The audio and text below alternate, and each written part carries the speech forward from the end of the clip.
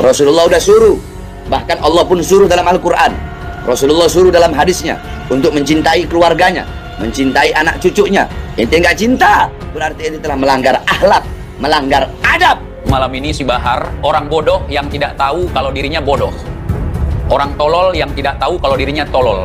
Salah pun nggak pernah diakui. Itu kelakuan setan belang kok, ngaku-ngaku keturunan Nabi. Bagaimana? 70 Nabi Muhammad kalah dengan satu Habib Bahmu itu, ya. Kurang ajar itu kamu, saya tahu tak kamplong kamu. Komunis mereka itu. Orang goblok-goblok ngaku keturunan Nabi. Sekarang yang terakhir si blow on Bahar Smith juga mengharamkan tes DNA itu. Jadi gini, orang seperti Bahar Smith mengharamkan tes DNA itu sama dengan maling mengharamkan CCTV itu.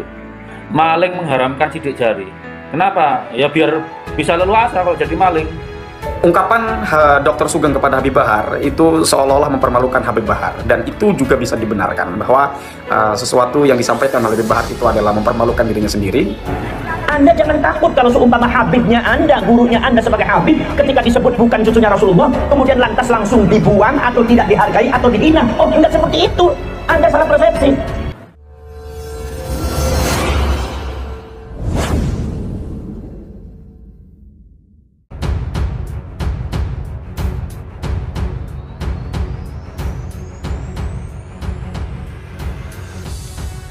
Sudah jelas salah, tidak ngaku salah. Sudah jelas sesat, malah nuduh orang lain sesat. Sosok yang satu ini selalu menjadi perbincangan publik. Ya, siapa lagi kalau bukan Habib Bahar bin Smith? Apapun yang keluar dari mulutnya, selalu menjadi kontroversial. Entah tidak sadar keilmuannya masihlah sangat dangkal atau memang disengaja membuat statement-statement ngawur agar namanya selalu viral dan tidak tenggelam. Seperti kebanyakan artis-artis yang tidak peduli dengan apa yang diperbuatnya, asalkan namanya tidak lenyap di tengah persaingan dunia artis.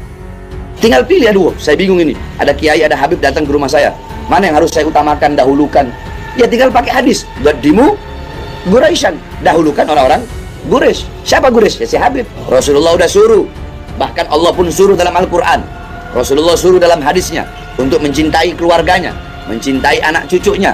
Ente nggak cinta, berarti ente telah melanggar akhlak, melanggar adab kepada Rasulullah. Berarti ente nggak punya akhlak, nggak punya adab kepada Rasulullah. Malam ini si Bahar, orang bodoh yang tidak tahu kalau dirinya bodoh. Orang tolol yang tidak tahu kalau dirinya tolol. Salah pun nggak pernah diakui. Minta maaf pun gak mau, walaupun salah. Itu tandanya orang sombong. Dan juga orang bodoh. Jadi si Bahar ini dinobatkan sebagai ulama, sebagai abuya. Jadi murid-murid si Bahar manggil si Bahar abuya. Karena sudah ngarang kitab, ngarang cerita, ngarang penembakan. Pokoknya tukang ngarang. Bahar, tukang ngarang cerita namanya, bukan orang yang ngarang kitab. Itu namanya penulis dongeng. Tuh lihat, anak kalau ngejelasin insaf nggak? Tawassut nggak? Bukan hanya Habib, kiai juga anak, Pak. Kalau mau ngejelasin begitu. Jangan yang Habib menjelaskan keutamaan Habib saja tanpa menjelaskan keutamaan para kiai. Nanti si kiainya iri hati, dengki, hasut, akhirnya timbullah kayak sekarang-sekarang ini. Rame di mana-mana, adu domba di mana-mana. Kalau anak kan enggak. Itu lihat ceramah-ceramah anak. Berapa banyak anak bawa kemuliaan orang alim, keutamaan orang berilmu. Dan anak bawa juga keutamaan para haba, keutamaan para anak cucu Rasulullah. Tapi kan posisi anak tawazun di tengah. Orang alim keutamaannya anak bahas, para ustadz, para kiai. Habaib keutamaannya juga anak bahas. Itu namanya tawazun. Ya. Enggak kayak ada Habib yang hanya membahas kemuliaan Habib saja tanpa membahas kemuliaan para ulama, ustadz dan kiai. Sebaliknya, ada kiai yang hanya membahas keutamaan ustadz saja, keutamaan orang alim saja. Al-ulama warasatul anbiya. Pewaris para nabi itu ulama, bukan Habib. Iya, memang benar. Habib cucunya nabi.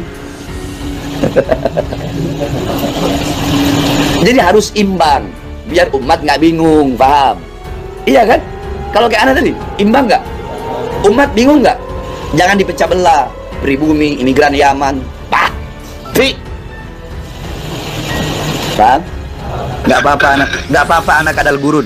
Yang penting anak nggak mau jadi kera-kera bersorban atau anjing-anjing bersorban yang mendekati pejabat mendekati pemerintah demi tujuan perutnya. Nah, cuma keutamaan itu jangan hanya dihitung dengan nasab. Nasab itu mendukung keutamaan, boleh.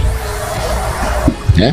La fadla li arabi ala ajami wala li abyad ala aswad illa bittaqwa. Kullukum min adam wa adam min turab. Gak ada kelebihan itu bagi orang Arab, ya, atas orang ajam, atau yang putih atas yang hitam. Semuanya dari Adam, dan Adam itu dari turab.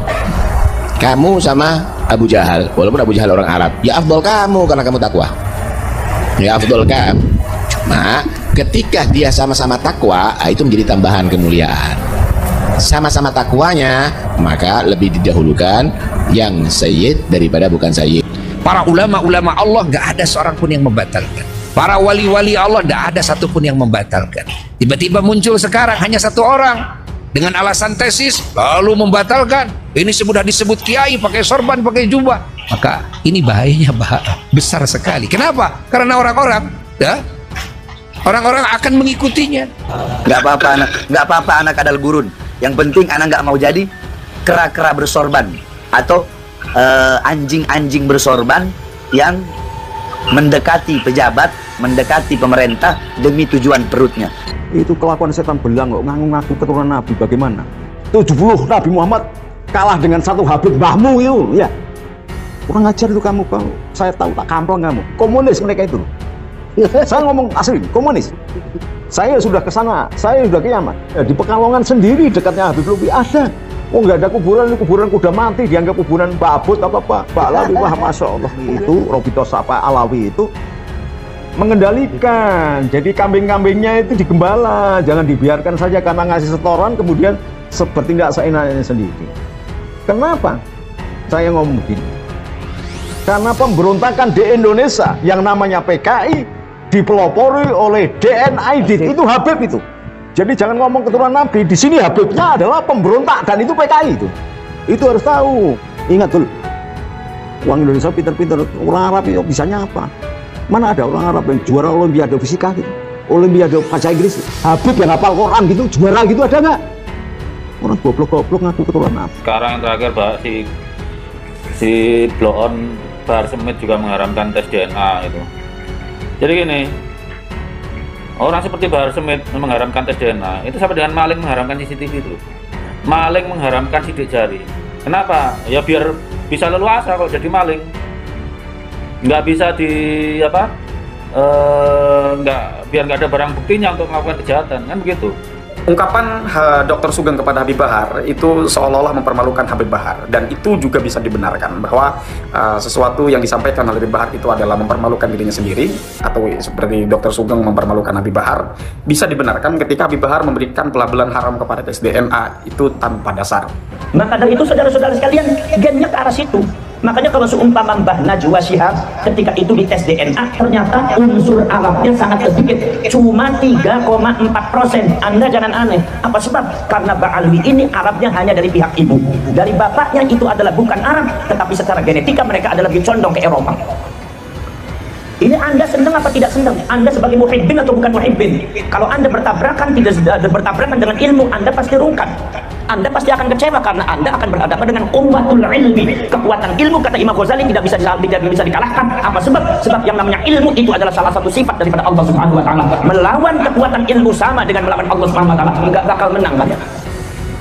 Ini kekuatan ilmu. Maka dari itu genetiknya seperti itu, saudara-saudara. Lalu Ba'alwi ini karena Anda mengatakan yang namanya Ba'alwi ini cucunya Rasulullah, itu yang repot. Kalau Anda tidak percaya, kalau Anda masih mengelaknya, Anda akan berhadapan dengan fakta sejarah. Dan sebuah kebodohan kalau Anda itu menolak fakta sejarah. Fakta sejarahnya seperti itu. Anda mau menghapus, tidak bisa. Karena itu adalah data dan fakta sejarah. Sesuatu yang sifatnya realistik. Saudara-saudara sekalian, ini bangsa Indonesia mulai cerdas harus sama sekarang. Anda jangan takut kalau seumpama Habibnya Anda, gurunya Anda sebagai Habib, ketika disebut bukan cucunya Rasulullah, kemudian lantas langsung dibuang atau tidak dihargai atau dihina. Oh, enggak seperti itu. Anda salah persepsi. La fadla li Arabiyyin ala ajamin illa bittaqwa. Kata Rasulullah, tidak ada keistimewaan orang Arab di atas orang Ajam, tidak ada keistimewaan orang Arab di atas orang Yahudi, Yahudi di atas Arab, Jawa di atas Sunda, Sunda di atas Jawa, Melayu di atas Jawa, Jawa di atas Melayu. Tidak ada illa bittaqwa. Ini konsep agama Islam kecuali dengan ketakwaan. Jadi Islam tidak pernah membicarakan membeda-bedakan ras. Jadi kalau ente rasnya Yahudi, tidak usah khawatir. Kalau ente orang alim, kalau ente pintar sebagai ulama, ente ketakwaan yang dimunculkan, insya Allah orang Indonesia akan semakin hormat kepada ente. Polemik nasab Ba'alwi Yaman terus menjadi perdebatan. Dari kajian kitab nasab sampai permasalahan tes DNA. Sebagaimana kita ketahui bersama, polemik ini muncul ketika banyak dari kalangan oknum habaib yang mengaku sebagai zuriyah Nabi, namun perilakunya jauh dari apa yang diajarkan Rasulullah. Begitu juga doktrin-doktrin menyesatkan dan cerita-cerita hurufat oknum habaib di panggung-panggung ceramahnya. Seperti satu habib yang bodoh lebih mulia daripada 70 kiai yang alim, karomah habib bisa mikroj 70 kali dalam semalam, dan masih banyak lagi doktrin-doktrin yang dianggap menyesatkan oleh ulama-ulama pribumi Nusantara. Bukan itu saja, pengkaburan sejarah seperti berdirinya Nahdlatul Ulama, juga kemerdekaan bangsa ini juga diklaim oleh mereka. Tanpa jasa habaib, Indonesia mungkin dan bahkan belum merdeka. Karena hal inilah muncul Kiai Imaduddin Usman Al-Bantani yang mempertanyakan kesahihan nasab Ba'alwi Yaman, yang kemudian Kiai Imad dan orang-orang yang meragukan nasab Ba'alwi nyambung ke Rasulillah malah dilabeli sebagai pembenci zuriyah Nabi dan Ahlul Bait. Polemik nasab ini akhirnya terus meluas beredar di media sosial, hingga akhirnya muncul tuntutan tes DNA kepada siapapun yang ngaku-ngaku keturunan Nabi Muhammad SAW. Ini bukan masalah kebencian kepada klan Ba'alwi, akan tetapi ini menyangkut nama kesucian Nabi Agung Muhammad SAW. Dengan mengaku-ngaku sebagai zuriat Nabi, tetapi akhlaknya tidak mencerminkan akhlak yang diajarkan Kanjeng Nabi, adalah bentuk pelecehan kepada Nabi panutan umat Islam yang rahmatan lil alamin. Polemik nasab Ba'alwi ini akan terus menjadi perdebatan, bahkan bisa berpotensi perpecahan umat jika pemerintah ataupun organisasi Nahdlatul Ulama selaku organisasi terbesar di negeri ini tidak turun tangan menyelesaikannya. Wahai pengurus besar Nahdlatul Ulama, MUI, Menteri Agama dan orang-orang yang peduli dengan keutuhan bangsa ini, bangunlah, jangan kau diamkan apalagi pura-pura tidak tahu dengan gaduhnya polemik nasab Ba'alwi ini, jika tidak ingin melihat bangsa ini terpecah belah.